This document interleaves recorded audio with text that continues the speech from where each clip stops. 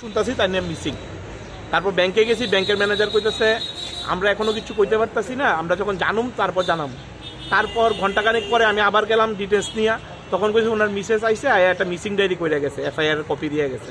Bank manager প্রত্যেকটা লোকের যারা এই কাজে যাইতেছে যে আপনি জানেন না, তাই নিয়ে আমরা ব্লেম দিয়ে দিয়েছে যে আপনারা কী করছেন।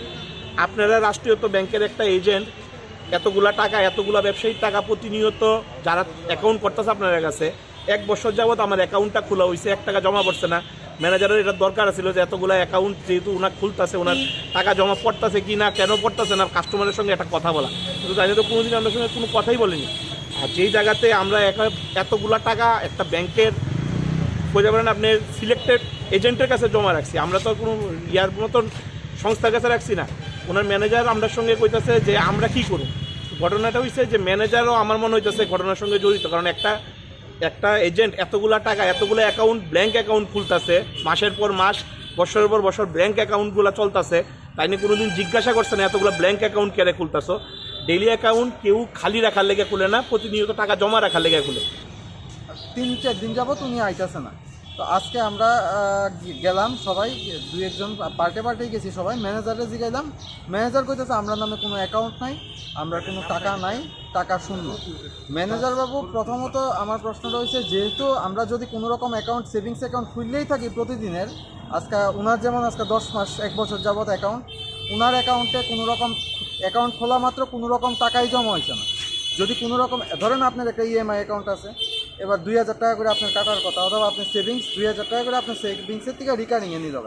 যদি টাকাটা অ্যাকাউন্টে জমাই না হয়, ব্যাংকের আমরা ফোন নাম্বার দেওয়া আছে, ব্যাংকের নিশ্চয়ই উচিত ছিল যে টাকাটা জমা হয়েছে না হয়েছে একজনের জানানো, অথবা ব্যাংক ম্যানেজার আমরা প্রতিনিয়ত যে সময় টাকা উঠাইতে যাই, অথবা যে কোনোভাবে আমরা ইনফর্ম করার দরকার আছে যে আমরা এতগুলি ব্যবসায়ী টাকা তাই নিয়ে সম্পূর্ণভাবে হাফিস করে নিচ্ছে। এর লিগে লেকচুমনি ব্রাঞ্চ ম্যানেজার সম্পূর্ণভাবে এই ইয়েতে জড়িত।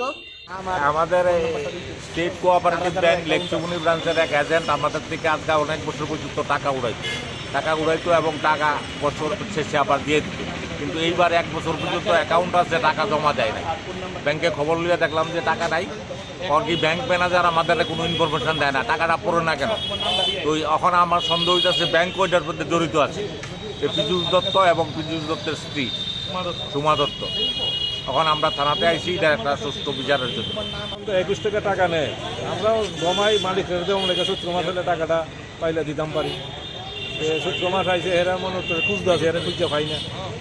আমার দুইটা বইয়ের মধ্যে একটা মেয়ে চলে গেছে ডিসেম্বর মাসে, আরেকটা এই আগামী মাসে মেয়ে চলে গেছে।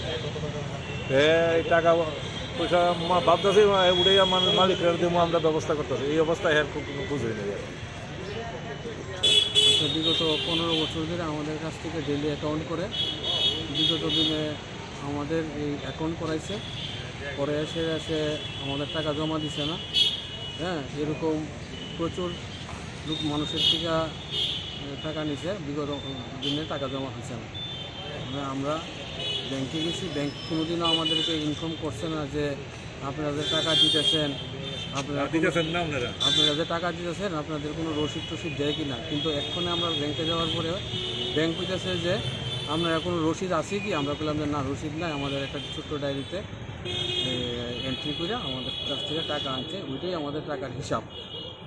তো সেইভাবে তো হইতো না, আপনারা রসিদ রাখলেন না কেন। তো আমরা বললাম যে আপনারা এতদিন ধরে আমরা ব্যাংকে আসি, টাকা লেনদেন হচ্ছে, আপনারা তো কোনোদিনও বললেন না যে আপনারা রসিদ ছাড়া টাকা দিবেন না। এখন সমস্যা আমরা পড়ছি, এখন আপনি বলছেন হাতটা ধুয়ে নিয়ে বলছেন যে আপনারা রসিদ ছাড়া কেন টাকা দিলেন, রসিদ আছে কি আপনাদের? বছরে আমাদের প্রায় ব্যবসায়ী টাকা নিছে, কিন্তু কারোর অ্যাকাউন্ট নাম্বারও করছে না, কারোর অ্যাকাউন্ট করছে টাকাই জমা দিছে না। তার জন্য আমরা থানাতে আসি। কি নাম লোকটা? লোকটার নাম হইল পীযূষ দত্ত। বাড়ি পীযূষ দত্ত, বাড়ি উন্নয়ন সংঘ বট্টপুর। ওয়াইফও যুক্ত আছে, ওনার ওয়াইফও মাঝে মাঝে দোকানদারের টাকা নিত, সুমা দত্ত।